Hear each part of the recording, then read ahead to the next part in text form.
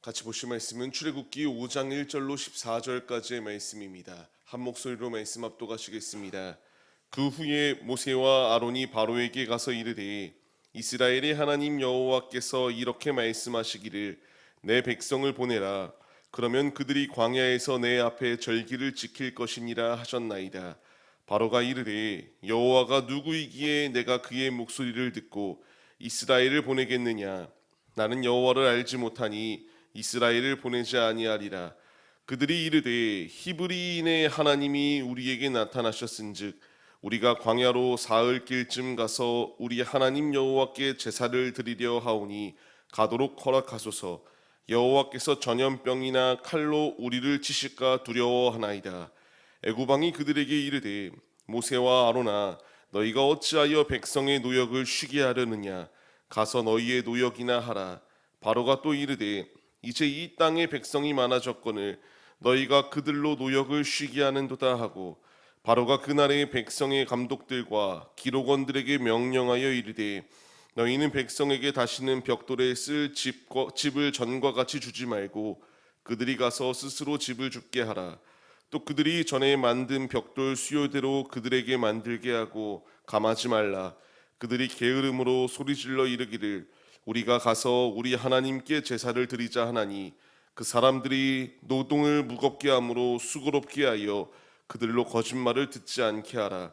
백성의 감독들과 기록원들이 나가서 백성에게 말하여 이르되 바로가 이렇게 말하기를 내가 너희에게 집을 주지 아니하리니 너희는 집을 찾을 곳으로 가서 주우라.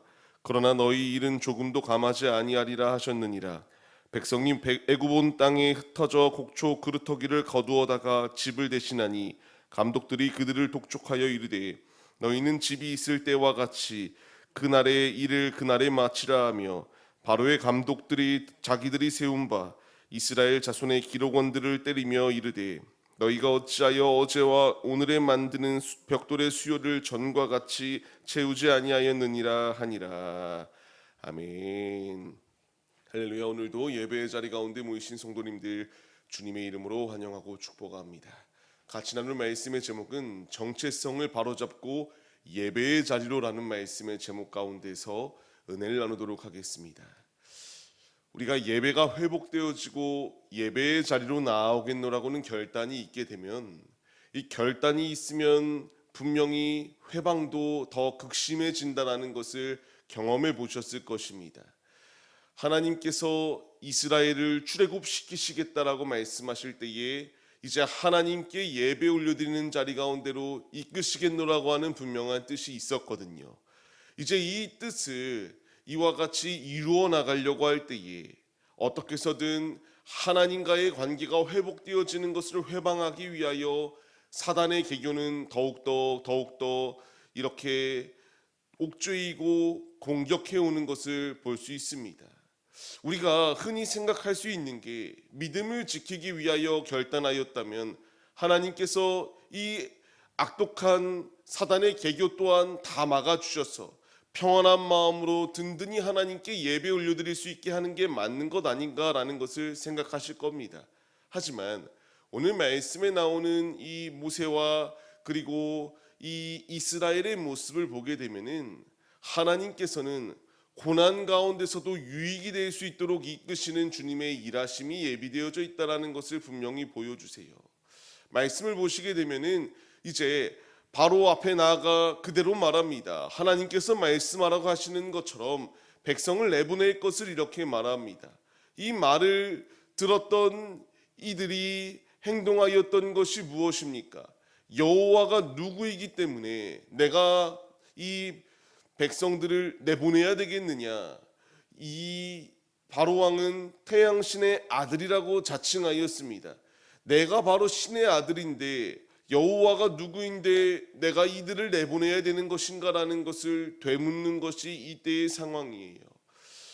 이런 상황 가운데서도 이 모세와 아론은 담대하게 하나님의 복음을 선포하였던 것을 볼 수 있습니다. 이제 우리가 이 땅의 부름받음의 목적은 너무나 분명합니다.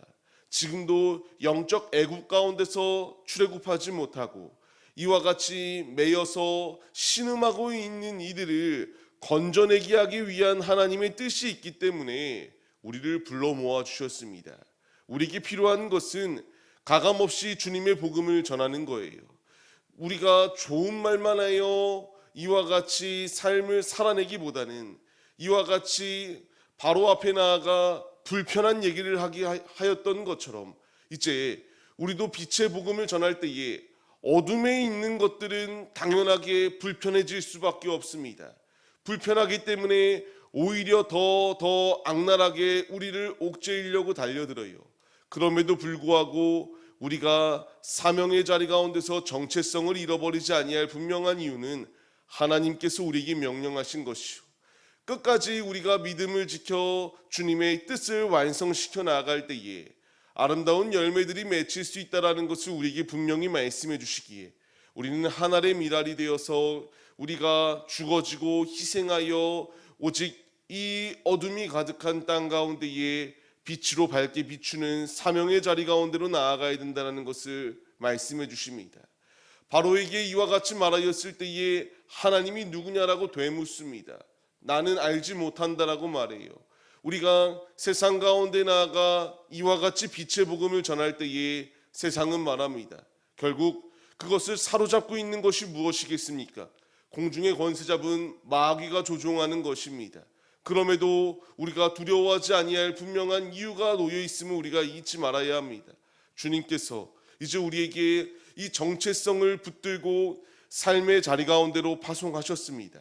우리가 말씀을 기억하시며 바로 앞에 섰던 이 모세와 아론이 가감없이 담대하게 주님의 복음을 전하였던 것처럼 우리도 주님의 사명을 완수하기 위하여 힘쓰는 믿음의 도구들이 되시기를 바랍니다. 이와 같이 담대히 전할 때에 멋지게 승리하였으면 좋았을 것입니다. 하지만 이때에 더 큰 문제들이 생기게 됩니다. 이 바로왕이 생각하였을 때에 이들의 몸이 편하기 때문에 이런 생각을 하고 있는 것이구나. 노예 생활을 해야 되는데 노예로서의 일은 하지 못하고 너무나 몸이 편하니까 예배드리겠노라고 하는 소리를 하네. 이제 이들에게 더 큰 시련을 더하여 주었던 것이 바로왕의 명령이었습니다. 벽돌에 쓸 집을 직접 구할 수 있도록 이와 같이 명령합니다. 그들이 게으르기 때문에 이런 생각을 하고 있다. 이 생각을 원천봉쇄하기 위하여 힘썼던 것이 바로예요. 이런 모습 가운데서 우리가 또 하나의 교훈을 발견해야 됩니다. 우는 사자와 같이 삼킬 자를 찾아 헤매이는 이 악한 사단의 계교가 이와 같이 우리가 예배가 회복되어지고 예배의 자리 가운데서 결단하며 주님의 뜻대로 순종하고자 행할 때에 이와 같은 악한 공덕이 더욱더 맹렬히 우리를 잡아먹으려고 달려든다는 것을 우리가 잊지 말아야 합니다. 이 공격 가운데서 이길 수 있는 길이 무엇이겠습니까? 우리의 힘과 능력이 아니라 주님이 함께 하셔야지만이 승리할 수 있다는 사실을 우리에게 분명히 말씀해 주세요. 우리가 분명히 깨달아야 될 것은 육신의 힘듦 때문에 영적인 모든 것을 포기해서는 안 된다는 것을 말씀하십니다. 정체성을 잡으세요. 주님이 우리에게 원하시는 것은 사명의 자리로 나아오는 것임을 우리가 잊지 말아야 합니다. 이 모든 악랄한 공격 가운데서 주님이 우리에게 말씀하시는 것이 무엇입니까? 그 무엇도 그리스도의 사랑 가운데서 끊을 수 없다는 것을 분명히 말씀하세요. 결국 이 맹렬한 사단의 계교가 놓여있다 할지라도 이들이 실패하였습니까? 하나님의 때에 가장 최고의 것으로 역사하여 주시사 우리 믿지 아니하는 자들도 아는 것처럼 홍해를 가르는 역사를 통하여 애굽에서 출애굽시키시는 놀라운 축복을 더하여 주셨습니다. 누구도 우리를 그리스도의 사랑 가운데서 끊을 자가 없습니다. 우리 앞에 놓여있는 이 모든 시련 가운데서 두렵다고 이와 같이 무섭다고 주님을 배교하지 아니하고 더욱더 주님에 붙어있을 분명한 이유는 그 사랑을 끊을 자가 없고 결국 최후 승리를 맛보는 자는 믿음 안에 순종의 길을 걸어가는 자가 누리는 축복이기 때문입니다. 오늘의 삶을 시작하는 우리의 모습들, 하나님의 말씀에 순종할 때에 박해와 시련이 따르는 것은 지극히 당연합니다. 고난이 유익이 되면 이 상황 가운데에서 이와 같이 그들이 붙잡아야 될 것은 하나님 외에 다른 것은 없음을 깨닫게 하기 위함이요. 하나님을 붙들 때에 그 부르짖음을 들으시고 주님께 상달되어져서 주님의 계획이 시작되고 있다라는 것을 우리에게 분명히 보여주세요. 우리가 이제 말씀에 반응하여서 이 악한 세대의 개교의 마음을 흔들리는 것이 아니라 믿음의 자리 가운데로 나아가기 위하여 힘쓰시기 바랍니다. 영적 원리가 그렇습니다. 우리가 예배가 회복되어지고 하나님께로 나아갈 때에 사단은 더욱더 득실거리며 빈틈을 파고들려고 달려들 수밖에 없어요. 그럼에도 우리가 주를 붙잡아야 될 이유는 분명히 마태복음에서 나오는 것처럼 나로 말미암아 너희를 욕하고 박해하고 거짓으로 너희를 거슬러 모든 악한 말을 행할 때에 우리에게 복이 있다라고 주님이 말씀하십니다. 기뻐하라고 말씀하세요. 즐거워하라고 우리에게 말씀하십니다. 하늘에서 우리의 상이 크다라고 말합니다. 우리가 이 말씀을 기억하시며 악한 세대의 계교에 무너지는 것이 아니라 하나님의 자녀로서의 정체성을 잊지 마십시오. 바로는 이스라엘을 노예라고 칭하며 노예로서 이와 같이 굴려먹을 생각만 합니다. 하지만 하나님은 우리를 너는 나의 아들이야, 너는 나의 딸이야, 우리의 이름을 부르시며 오직 사명의 자리 가운데서 승리할 수 있도록 우리의 모든 삶 가운데 주님이 일하여 주고 계십니다.